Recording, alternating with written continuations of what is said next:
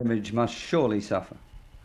Well, I don't think it personally suffers, because nobody ever said there was a personal close relation between Mr. Offer, who represents the dovish wing of the party, and Mr. Rabin, who is, after all, in the center. And Mr. Rabin can also say always that it's under his government, I said a little before, that all these things have come out, and that he has permitted the justice to continue his course to the end. So I don't think that personally that image of Rabin will suffer. But there will be necessarily in the country a stronger appeal for a total change of the system and a total change of the people in power. And therefore, this might hurt Rabin.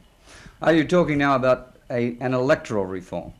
Yes, I think an electoral reform, and the electoral reform, it's tied to the whole the political system. The political system is tied to the fact that there is no electoral reform. It is the parties who choose the people in power, the deputies. And therefore, I think that the appeal for electoral reform, where the deputies will be elected by the people themselves and not by a small caucus of the party, will become stronger.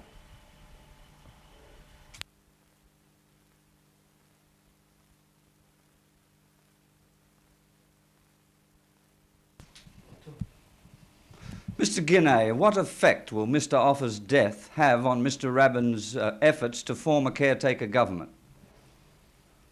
What long-term effect will his death have on the Labour chances in the May elections? Do you think this is a blow to Mr. Rabin's personal prestige?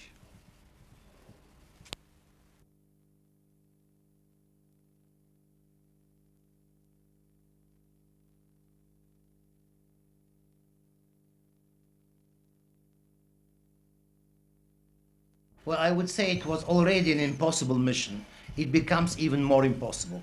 But indeed, nobody expects Mr. Rabin to form a new government. The problem is that there will be no government possible, and therefore the present government will remain in power till the next elections. But it's evidently also that now there will be a lot of criticisms in the press saying that the government, we lost so many ministers, including one by suicide, should not remain in power. But parliamentary and political there is no solution, and therefore there is no doubt that the present government will remain in power as a transition government till the next elections. Well, how does this affect Labour's chances at the elections in May? Well, it's a little early to say. In principle, it should certainly weaken the Labour Party, because it showed that corruption, scandals, or at least irregularities have taken roots everywhere, including in the highest circles. On the other hand, it might boomerang, because it's the first time that such a thing happened. The Jews are compassionate people, and certainly nobody expected and thought that whatever Mr. Offer did was worth the death of his death and was worth his life. And therefore there might be a sort of boomerang, and people will say that, well, we shouldn't insist too much, we shouldn't go too much against the government and against the people, and against people in power.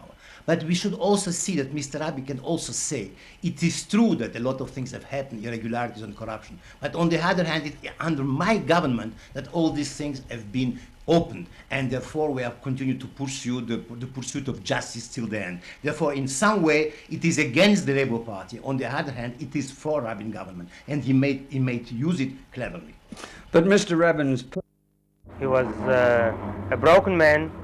He was deserted by his so-called friends in the government. The press was against him. He was lynched even before anything was brought against him.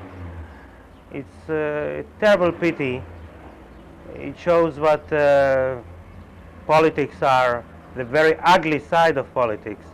It shows that we need a change, and a quick change, and better men to handle very delicate things like that, things of life and death.